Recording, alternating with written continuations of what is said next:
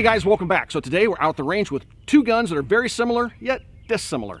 And they're both made by Kriss, and they are the Vector Series 10mm pistol and SBR, and we'll talk about those two different guns here in this video. Recently, the ATF clarified their position regarding braces, and the whole community is rejoicing. And so we're going to have a conversation about whether or not you should go the SBR route or if you should go the pistol route, and what each of those offer in terms of benefits. The two guns that we brought out today to talk about, one of them is a factory SBR. This is a Kriss Vector in 10mm. I absolutely love 10mm. If you don't believe me, I actually have a video titled I Love 10mm. This is the 10. I also have a 45, which you've seen here on the channel. I still have that SBR. That did not come as a factory SBR. I made that one. But again, this is a factory built gun. This one has a Silencer Co. Omega 45K on the end of it. And on top, I have a Trijicon MRO. And yes, I realize I owe you guys another video discussing the Trijicon MRO. But if you follow the channel, I think you can probably draw your own conclusions because you're seeing more and more of these sights show up on more and more of my guns. But we'll talk about it.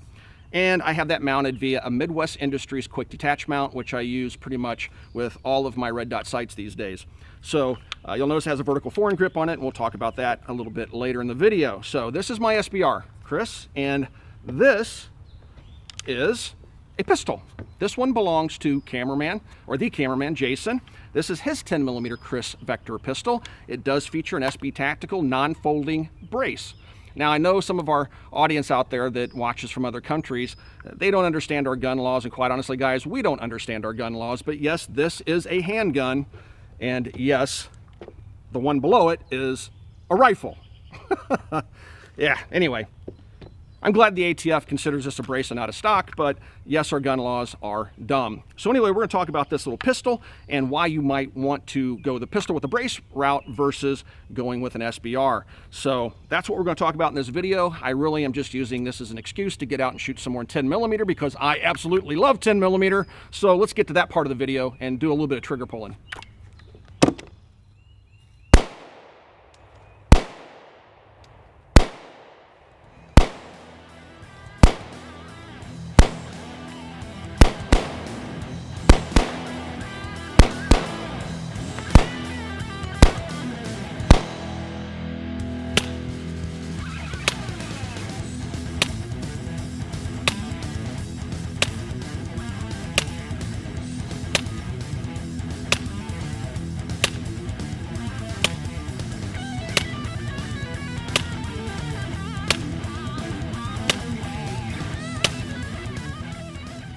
Now, people always ask me, hey Mac, what's your favorite gun? That's like saying, hey Mac, what's your favorite child? I don't know what my favorite gun is. Whatever video I'm shooting, I'm going to say, this is one of my favorites. That's because it's in my collection. If it wasn't one of my favorites, I probably wouldn't have purchased it.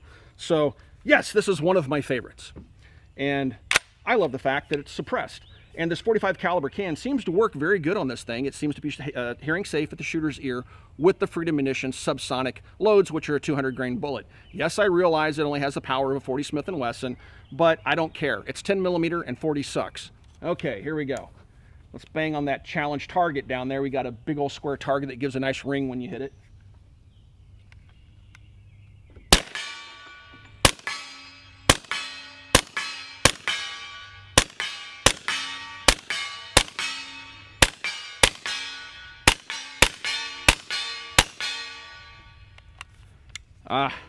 Awesome. That 10mm still hits with some authority. It's about 50 yards away. That is a load of fun. You guys may have been able to hear that first round pop, and all again, that is when you fire that first cartridge through a suppressor, the burning gases behind the bullet combust with the oxygen in the can and make it slightly louder on that first round. After that, it got a little bit quieter. And I know you guys hate when I shoot steel because you can't hear the suppressor work. I will shoot into the dirt here in a little bit. So I got my ears on my head. I have to put my ears on because now we're going to shoot some 180 grain XTP hollow point 10mm, which are a little bit hotter, out of Jason's pistol. And here are those Freedom loads. You've seen these here before on the channel. Go ahead and load the pistol up. It's kind of weird not having a vertical grip, but this actually works nicely as a grip. You can see it's textured here on the front. So you can hold it like this. Just make sure you keep your fingers well clear of the ejection port. The charging handle is non-reciprocating. I can't say that word, is non-reciprocating, so you don't have to worry about touching it. So it won't get in the way, it won't come back when you fire the gun. it's not like a scar. All right, let's go for that same steel target.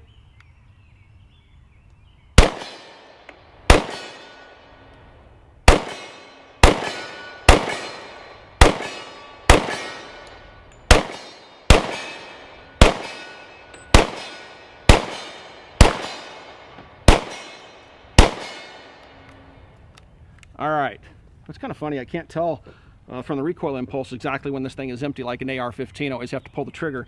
But yeah, these things are cool, man. One of the reasons I love the 10mm so much is you can load it up really hot yourself, or you can buy some really hot loads that are out there. I know Underwood offers some really, really hot loads. Buffalo Bore offers some loads that are more in line with the original 10mm. Keep in mind, when the 10mm came out, guys, the factory loads were extremely hot, and they were known for breaking guns. As a matter of fact, I remember back in the day when Colt was making their 1911 chambered for 10mm, they had a service life with full power loads of only about 5,000 rounds before it started to crack the frame. So those original 10mm loads were really, really hot. You can still get loads like that. And when they're loaded that hot, it's pretty much a 41 Magnum in terms of power. So it's a very powerful pistol cartridge. And even though these pistols only have maybe a 5-inch barrel or so, you can still get that bullet traveling pretty darn fast. You can push a pretty heavy bullet.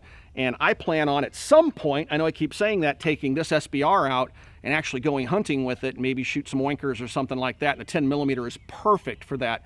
I even know a guy that took a nilgai. You remember my nilgai video, that big old animal? A guy took one with a 10mm handgun. Now, I don't recommend doing that. I was surprised as heck when he told me, but he showed me the pictures. I was like, yeah, wow. So 10mm is a very cool cartridge. Let's talk about the differences between a braced pistol and an SBR, and why you might want to go one route or the other. We'll start off talking about the pistol. This pistol is a factory pistol with the brace. SB Tactical makes this brace system for Kriss, and it says Kriss on the side of it, and it is sold as you see it here.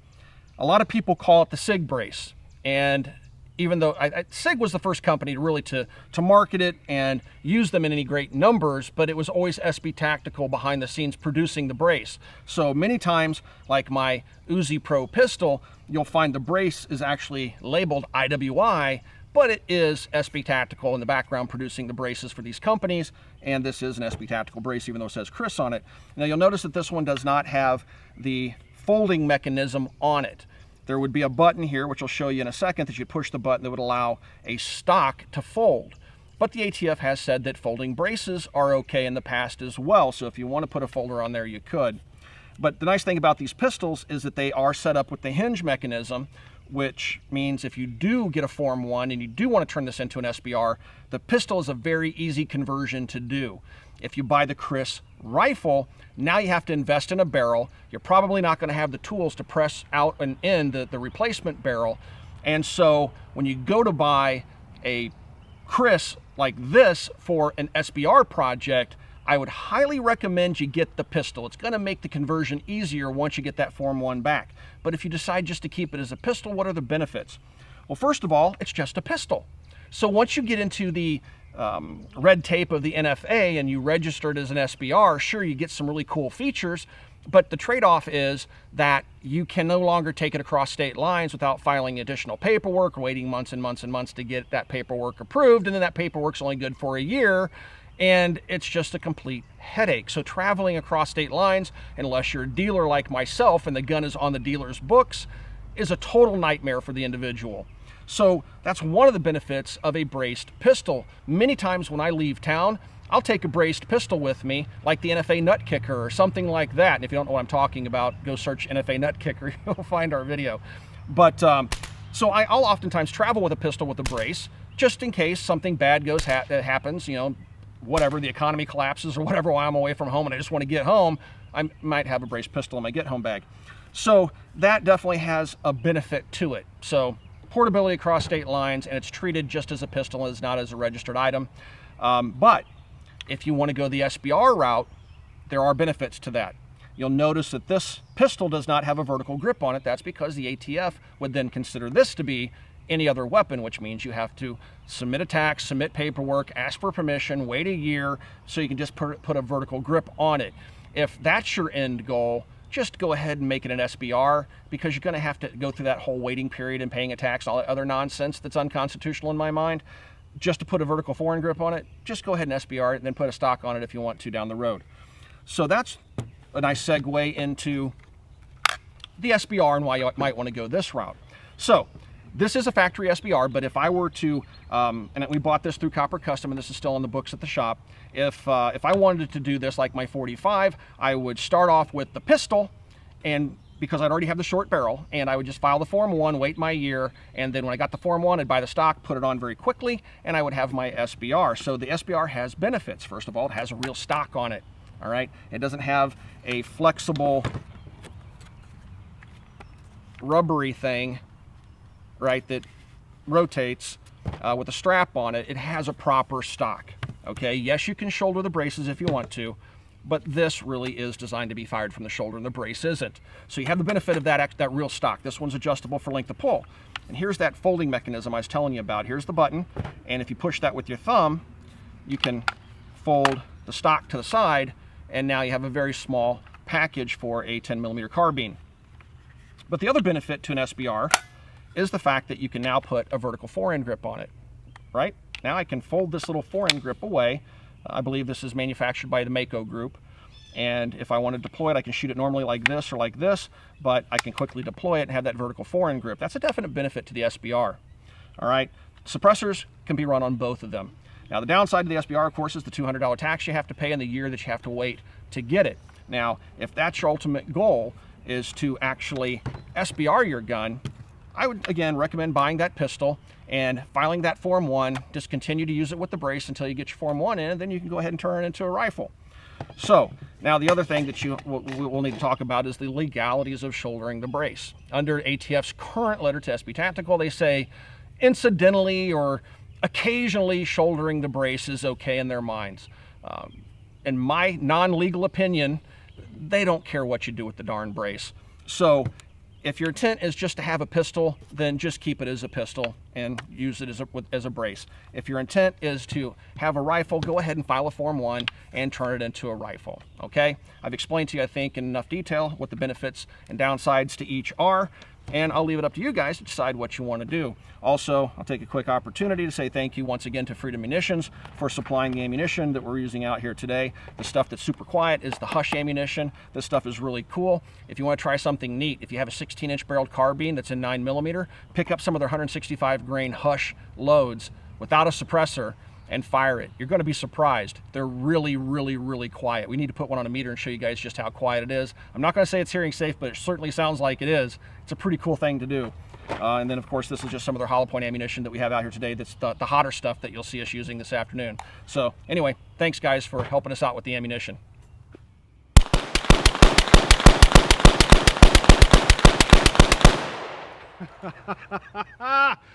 Not enough ammo! One of the interesting things I see on the internet, and especially the discussion forums like AR15.com, is a discussion around whether pistol caliber carbines have any value or not. And in my opinion, they most certainly do. Is it the best defensive tool on the planet? Well, probably not. But is it not valuable because it fires a pistol cartridge? Well, I think they are valuable because they do fire pistol cartridges.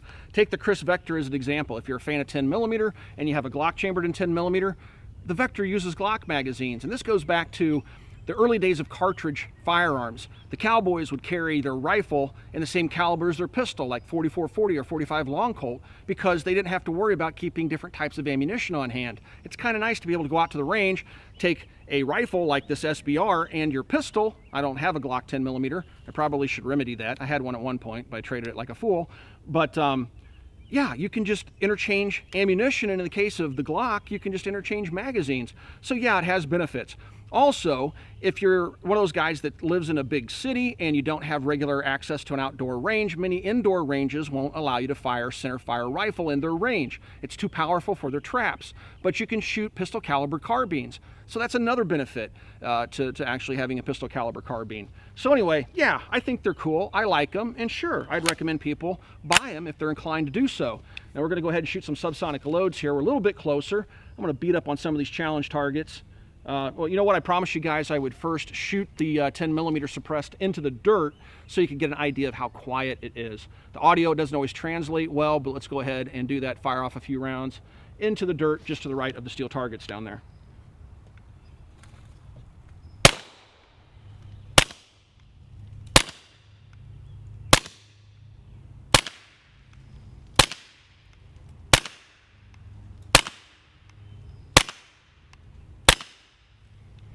So you can see how quiet it is. That first round pop is evident to me. I don't know if you guys can hear it very well or not. All right, let's finish out the magazine on the flapper target there.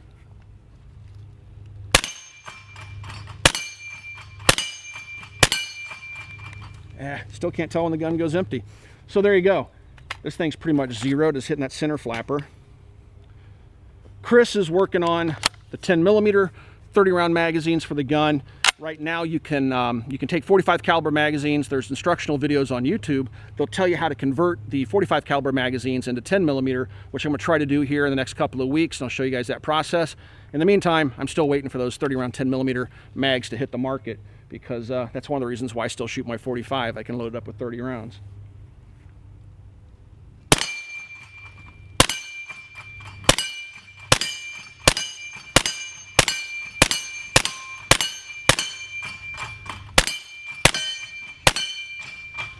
So there's a benefit to a carbine. See how quickly I can put those shots dead center of mass on that challenge flapper target? There's only a small window in the middle of it that counts as a critical zone hit, and look how fast I can put those shots on target. So there's a definite benefit to a pistol caliber carbine. That and the Kriss is just kind of cool. One of the things I like about the Kriss is the fact that it's different than all other pistol caliber carbines on the market right now. Its Vector system, it actually recoils down into this area here. I've talked about it ad nauseum in previous videos, but it makes it really kind of cool. The sad part is because of the Hughes Amendment and the ban on machine guns, we can't really realize the full benefit of this ingenious mechanism, because as a submachine gun, they're insanely controllable. You don't really get that feeling of controllability with a semi-automatic. When I've shot these things on full auto, it's just like, they just stay right on target and have a very high cyclic rate. Someday we'll get that sucker repealed, the Hughes Amendment, that is.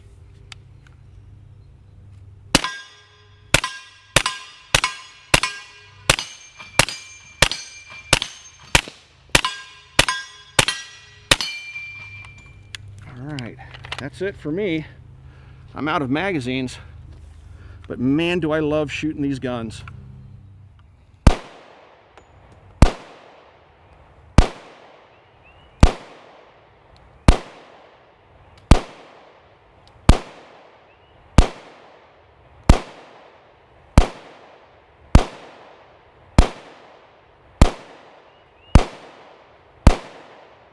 Here's one more interesting thing that you should consider when you're taking a look at the Kriss Vector in particular and trying to decide if you want to keep it as a pistol or if you want to SBR it. As a pistol or a 16-inch barreled carbine, the Gen 2 guns can actually change calibers. And it's not exactly inexpensive, but it is possible. You can buy different caliber lowers. They have 9mm, 357 Sig, 40 Smith & Wesson, 10mm, and 45 ACP. And all you have to do is basically unpin your lower. The serial number is on the lower, though. Keep that in mind, and I'll explain why that sucks for SBRs. But now I just take the gun apart, and the entire firing mechanism is contained right in here. The magazine well, the bolt carrier, and the barrel. I can take a 9mm version and set it right back on the gun, pin it in place, and now I've changed calibers. Now, why does that suck for the SBR? Well, the lower is the serial numbered part, guys. And that means if you're going to pin on a lower that's with a short barrel, you're going to have to register that new lower, whatever caliber it is, as an SBR as well. So if you have 3 different calibers, you're going to have $600 in tax stamps if you want to use the short barrel. But if you have the SBR and you want to change calibers, you can buy a 16-inch barreled lower in a different caliber and pin it onto your upper part of the chassis, and you can shoot it as a 16-inch barreled gun, thereby not having to fill out another Form 4 and pay another $200 tax just to change calibers. But if you want that short barrel, you're going to have to pay your dues to Uncle Sam. All right, guys, it's time to tie things up and get out of here this afternoon, but I hope you enjoyed coming out to the range and having a discussion about braced pistols versus SBRs and what the benefits to each are. And if you're considering doing something, doing a build like an AR-15 or something, and you're on the fence about going SBR or going with a braced pistol, hopefully we answered some of those questions for you. If you guys would like to support us here at the Military Arms channel, given all the craziness that's going on right now with YouTube, and even though we have ads running, we're still way down in revenue. It's not just gun channels, it's all channels, like 70% down. With all that craziness, the best way to support us here at the channel is to swing by and become a Patreon member. And if you subscribe there to the channel, we pass along savings. We're doing giveaways to have people come out and shoot video with us and hang out with us at Copper Custom. We're passing along smoking deals that we find from distributors that are struggling right now in the market. They're dumping stuff for dirt cheap prices. We're picking it up and passing it along to you with no markup, just as a thank you for subscribing to us over on Patreon. But another way that you could support us is to swing by and check out our online store, which is coppercustom.com. So again, that's a great way to help support us here at the channel. Another thing is you should swing by and check out full30.com. It's a Second Amendment friendly community, and most of the Top Gun channels that you guys are familiar with on YouTube are also over there. And we don't have to worry about giving money to corporations like YouTube that donate to politicians that want to disarm us. So please swing by and check out full30.com as well. Thanks again for watching, everybody. Thanks for all those years of support. We'll talk to you guys soon.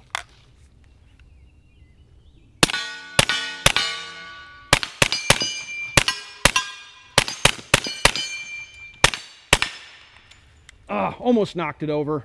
We'll talk to you guys later. Guys, I want to quickly address the 800-pound gorilla in the room, and that would be the issue of the SB Tactical letter that was released just before the NRA show recently. You guys know, if you follow the channel, especially if you follow me on Facebook, that Dave and I did a live broadcast talking about the letter that was sent specifically to SB Tactical, and we talked about the legalities of that and how SB Tactical came into possession of that letter addressed to them.